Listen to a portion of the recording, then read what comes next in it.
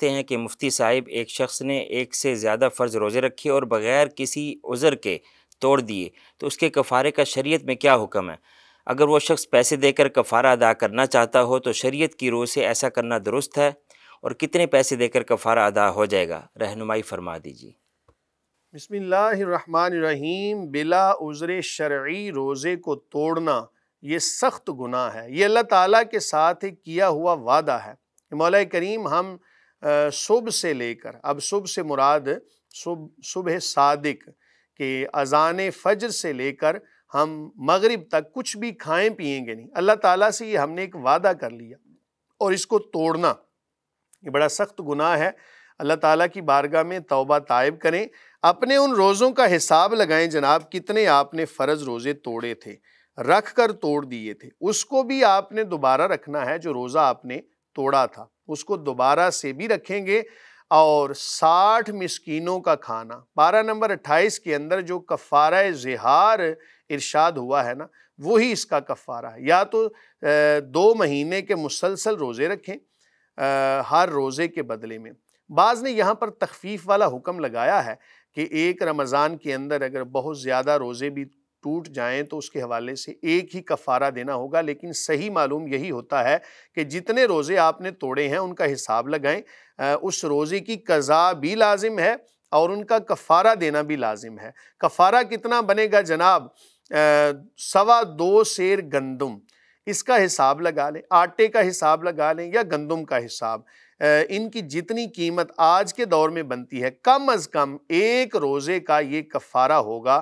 اب ظاہر ہے کہ ایک روزہ آپ نے اگر توڑا ہے تو اس پر آپ کو 60 مسکینوں کو کھانا کھلانا ہوگا، تو اس کو 60 سے ضرب دے کے آپ جو بھی حساب نکلتا ہے اس کو بنا لیں اور اپنا کفارہ ادا کریں۔ یاد رکھیں کہ جب تک بندے کی سانس چل رہی ہو تب تک اس کو حتی الامکان اپنے فرض کو ادا خود کرنا ہے۔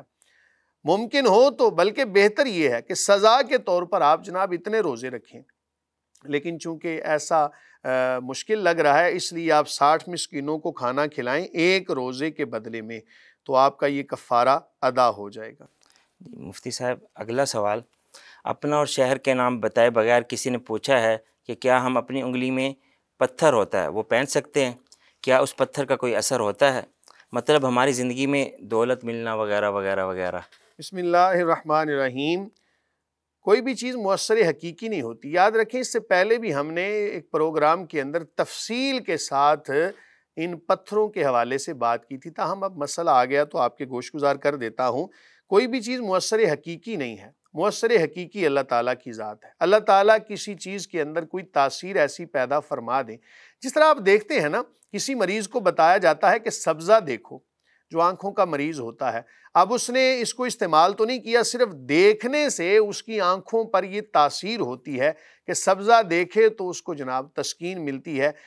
اسی طرح آپ اللہ تعالیٰ کی قدرتوں کو دیکھتے ہیں، بہت ساری چیزیں ایسی ہیں کہ جن کے اندر سے ریزز خارج ہوتی ہیں، شعائیں خارج ہوتی ہیں، تو ان کا کچھ اثر ہوتا ہے۔ آپ نے جیب کے اندر جناب موبائل فون رکھا ہوا ہے، تو اس کے اندر سے جو سگنلز کی شعائیں نکلتی ہیں وہ بھی تو بعض دفعہ دل کے اوپر اثر کرتی ہیں۔ اس لیے کہتے ہیں کہ سامنے والی جیب کے اندر موبائل نہ رکھیں کہ سیدھا دل کے اوپر کہیں کوئی اس کا ایفیکٹ نہ ہو۔ تاہم اس نیت کے ساتھ پہننا کہ یہ کوئی مجازی طور پر کچھ فائدہ دے دے تو اس میں کوئی قباحت نہیں ہے، لیکن مسئلہ آپ نے ہمیشہ یہ یاد رکھنا ہے کہ اثر پیدا کرنے والی ذات مؤثر حقیقی اللہ تعالیٰ کی ذات ہے، وہ کسی چیز کے اندر تاثیر پیدا فرما دے تو محال نہیں ہے۔ تو سنت سمجھ کے پہنیں۔ جب بھی آپ نے انگوٹھی پہنی ہے، پتھر ہو، حضرت آدم علیہ السلام کے حوالے سے بھی آتا ہے کہ آپ نے انگوٹھی پہنی، حضرت عثمان غنی رضی اللہ عنہ، آپ نے نبی کریم صلی اللہ علیہ وآلہ وسلم کی عطا کردہ انگوٹھی کو پہنا، وہ ایک کنویں کے اندر گر گئی اور اتنا زیادہ سرمایہ آپ نے وہاں پر خرچ کیا اس کو حاصل کرنے کے لیے، لیکن وہ نہ ملی۔ بہرحال اس کے بارے میں آتا ہے کہ بعد میں اس کو تلاش کر لیا گیا، لیکن صحیح یہی معلوم ہوتا ہے کہ وہ نہ ملی۔ اس سے پتہ چلتا ہے کہ صحابہ کرام علیہم رضوان بھی انگوٹھی پہنتے تھے، ایک نگینے والی انگوٹھی 4.5 ماشے سے کم، اس کو آپ پہن سکتے ہیں۔ اس سے زیادہ کچھ لوگ جناب 5 انگلیوں میں انگوٹھیاں پہن لیتے ہیں، یہ غلط ہے۔ اور یہ کہنا جی یہ پتھر مجھے فلاں دے گا، یہ پتھر مجھے شفا دے گا، یہ غلط ہوگا، اس سے اجتناب لازم ہے۔ اگلا سوال، ایک بہن واٹس ایپ پر پوچھتی ہیں کہ میرا بیٹا تبلیغ پر جاتے ہوئے فوت ہو گیا ہے، کہتے ہیں کہ اللہ کے راستے پر چلتے ہوئے اگر کوئی دنیا سے رخصت ہو جائے تو وہ شہید ہوتا ہے۔ میں آپ سے جاننا چاہتی ہوں کیا میرا بیٹا شہید ہے؟ اگر تبلیغ پر جاتے ہوئے کوئی شہید ہو تو اس کا شمار کن شہیدوں میں ہوتا ہے؟ رہنمائی فرما دیجیے۔ بسم اللہ الرحمن الرحیم۔ شہید حقیقی تو وہی ہے کہ جو اللہ تعالیٰ کی راہ میں اپنی جان کا نذرانہ پیش کرے، میدان جہاد کے اندر وہ زخمی حالت میں پایا گیا اور وہیں پر اس کی سانسیں ٹوٹ گئیں تو اس کو کہا جاتا ہے شہید حقیقی۔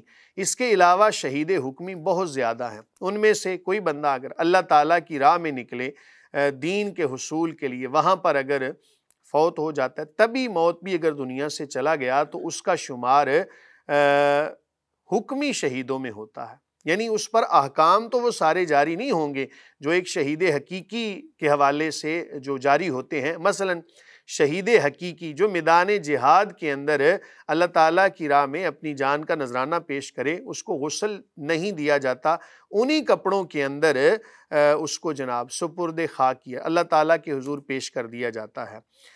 تاہم جو بندہ اس کے علاوہ کسی بھی حالت میں دنیا سے جائے، شہید حکمی تو ہو سکتا ہے، پیٹ کی بیماری سے دنیا سے چلا گیا، پیٹ کی بیماری تھی اس کو، پانی کے اندر جناب وہ اللہ نہ کرے اس ایسی موت سے بھی پناہ مانگنی چاہیے۔ تاہم اگر کوئی دب کے دنیا سے چلا گیا، کوئی دیوار گری تھی اس کے نیچے دب گیا، بعض دفعہ زلزلے آتے ہیں تو بہت سارے لوگ زمین کے اندر دنس جاتے ہیں، تو ان تمام کو شہید حکمی کہا جائے گا۔ جو اللہ کی راہ میں نکلے اور وہاں پر فوت ہو جائے اس کو بھی شہید حکمی کہا جائے گا۔ اللہ تعالیٰ کی بارگاہ میں قوی امید ہے کہ اللہ تعالیٰ یقیناً اس کی بخشش فرما دے گا۔ یہ یقین کا لفظ میں حدیث کی روح سے کہہ رہا ہوں، وگرنہ اللہ تعالیٰ پر کوئی چیز واجب نہیں ہے، یہ بات ہمیشہ یاد رکھیں۔ اللہ تعالیٰ کسی کو بخش دے، اللہ تعالیٰ کسی کو بخش دے تو یہ اس کا فضل ہے، کسی کو پکڑ لے تو عین عدل ہے۔ اپنی ملکیت کے اندر کوئی کیسا تصرف کرے اس کو روکا نہیں جا سکتا، تو اللہ تعالیٰ کسی کو بخش دے تو اس کا فضل ہے، پکڑ لے تو عین عدل ہوگا۔ تاہم آپ کے بیٹے کا شمار شہید حکمی میں کیا جائے گا۔ مفتی صاحب، بعض ایسے لوگ بھی ہیں جو ہمارے پاکستان میں یا کسی بھی ملک میں ہوں تو اچانک سے ان کو کوئی گولی مار دے، مظلوماً اسے مار دے، بالکل ایسا بندہ بھی بہت ساری اقسام حقیقی ہوگا وہ؟ نہیں، شہید حکمی ہوگا، حقیقی شہید نہیں ہوگا۔ حقیقی شہید اسی کو کہا جائے گا جو دین کی سربلندی کے لیے میدان جہاد کے اندر نکلے اور وہاں پر اس کی جو ہے وہ طبی یا کسی طرح بھی اس کی موت واقع ہو جائے، زخمی حالت میں وہاں پر پایا جائے تو اس کو شہید حقیقی کہا جائے گا۔ اس کے علاوہ جتنے بھی ہیں، کوئی اپنا مال بچاتے ہوئے، اللہ نہ کرے کسی کو رستے میں، جیسا کہ آج کل پاکستان میں حالات ہیں، اللہ تعالیٰ معاف فرمائے، کراچی کے اندر بہت سارے ایسے واقعات سننے کو ملتے ہیں، کوئی کسی کو قتل کر دیتا ہے تو مقتول جو ہے یہ بھی شہید حکمی کے اندر آئے گا، شہید حقیقی نہیں ہوگا۔ تاہم اپنا مال بچاتے ہوئے اگر کسی کی جان چلی گئی وہ بھی شہید حکمی کے اندر آئے گا۔ مفتی صاحب، اگلا سوال، ملتان سے جان شیر سرا پوچھتے ہیں کہ کیا واش روم میں موبائل استعمال کر سکتے ہیں؟